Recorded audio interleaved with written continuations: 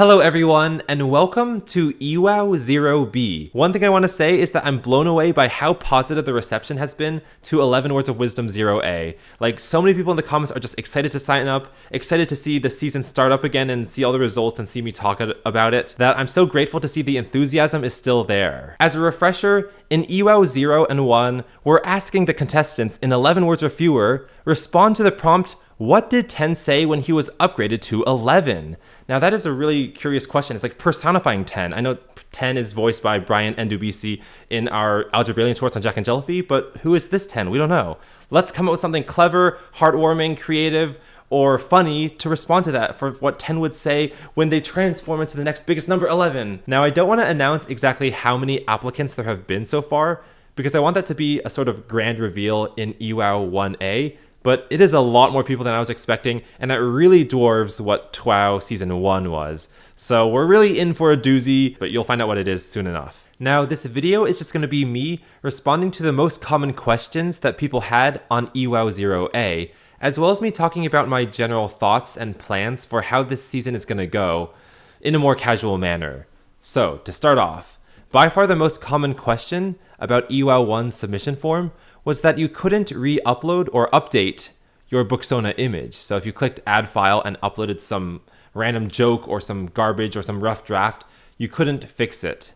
Now I really wish I could fix this bug, but I can't. And the reason is because there's this quirk with Google Forms where even if you turn on editing your response, you can't re-upload files. So what I'm going to do is I'm going to send out this second Google form called the EWOW 1 Booksona resubmission form, which I'll link in the description of this video, and you can upload your improved Booksona image here. Make sure the email you use for the second form is the same as the first form. For this one, I want to make it very clear that you should only upload your image once you're happy with it, because you still can't re-upload to this one.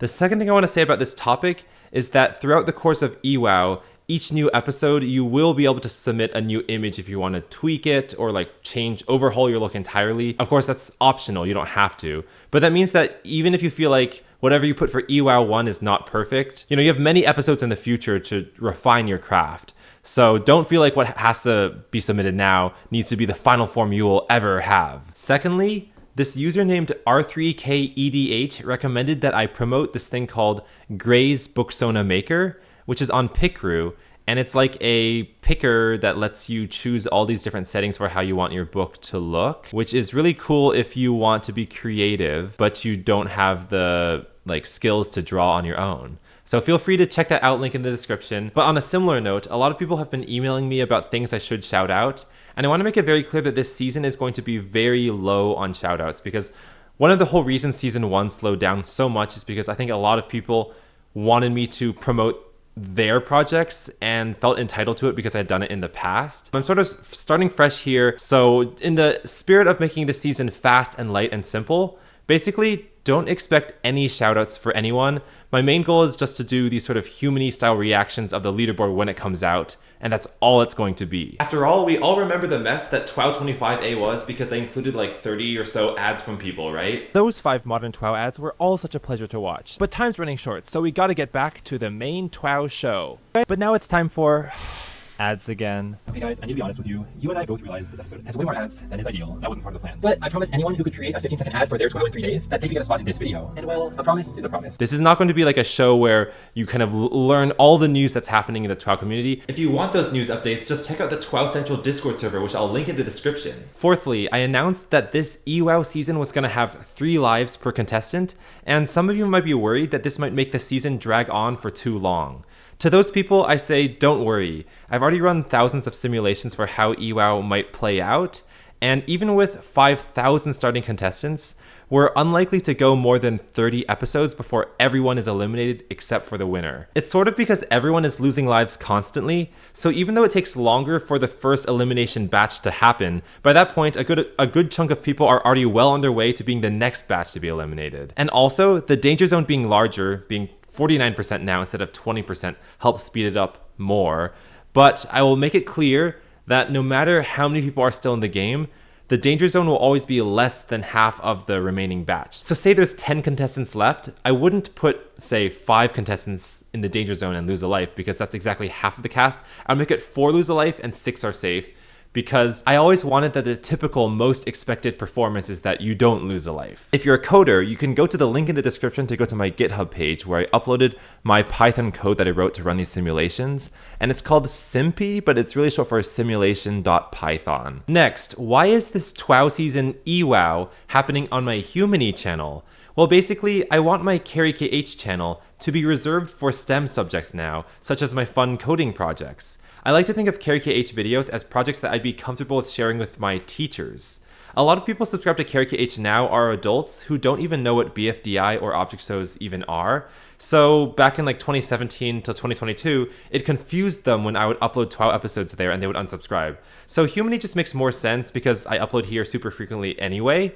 It has a higher concentration of OSC fans. And one more thing I should mention is that I'm planning on EWOW episodes to typically not be animated. Basically, I've noticed that Humany, I can just record myself with OBS reacting to some content online like the latest BFB episode, with me just using my webcam here pointed at my real human face. Viewers seem to enjoy that content, so I think I'll try doing that for that way in EWOW as I react to the results reveal for each B episode. I know that scripted, flash-drawn, animated TWOW episodes were a style that some viewers really enjoyed, but think of it this way. Doing the casual OBS approach results in episodes being maybe 50% of the quality of before, so a bit of a dip, but with like 5% of the work, way less. Which means I can get way more episodes out for the same amount of work, which means I can show you the results reveal right when they're supposed to happen, instead of me slaving over animation for weeks. And over the years, I've learned that punctuality, especially for a competition like this, is way more important than spectacle, meaning informing the contestants how well they performed soon after the voting period ends is crucial to having them stay interested in the game. After all, that sacred TWOW leaderboard is integral to the TWOW episode. It's what people came to see, and those weird animations, as spectacular as they may look, not so much. Besides, if you want animated spectacle, there's countless channels out there on YouTube that can give you that. You know, like Meat Canyon or specifically BFDI, like this is not the place for that. Let me put some concrete numbers on it to paint a better picture. Let's say I have a 1-minute audio file, so it's 1 minute of me talking.